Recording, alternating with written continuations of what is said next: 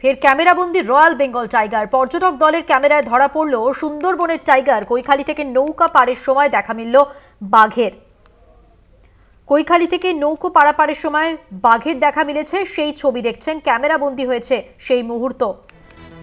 Royal Bengal tiger, পর্যটক দলের ক্যামেরায় তার ছবি।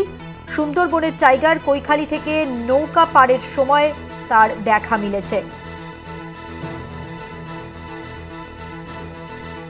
সেই মুহূর্ত ক্যামেরাবন্দি পর্যটকের ক্যামেরায়। কৈখালী থেকে নৌকা পাড়ের সময় দেখা মিলল বাঘের।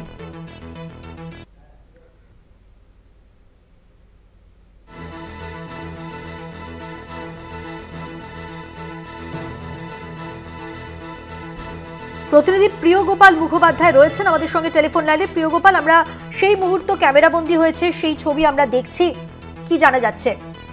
একদম দেখো, বারুইপুর থেকে 14 জনের একটি পর্যটক দল কুলতলি কৈখালী থেকে বাস নিয়ে সুন্দরবনের বনি ক্যাম্প সংলগ্ন এলাকায় আজমলমারির জঙ্গল সংলগ্ন বেনিফিলিতে বেড়াতে আসে এবং পর্যটকের ক্যামেরায় আজ বন্দী হয় সুন্দরবনের রয়্যাল বেঙ্গল টাইগার। কৈখালী থেকে পাড়ের তরি নৌকা করে তারা এই সুন্দরবন দেখতে বেরোয় এবং তারপরেই কিন্তু তাদের ক্যামেরা এই রয়্যাল বেঙ্গল টাইগার বন্দী হয়।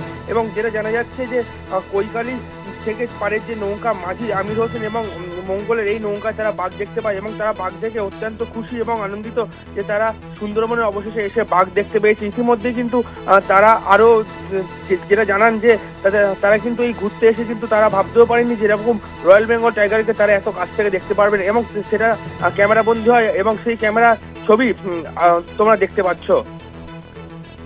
ধন্যবাদ। কথা বললাম প্রতিনিধি প্রিয়গোপাল মুখোপাধ্যায়ের সঙ্গে।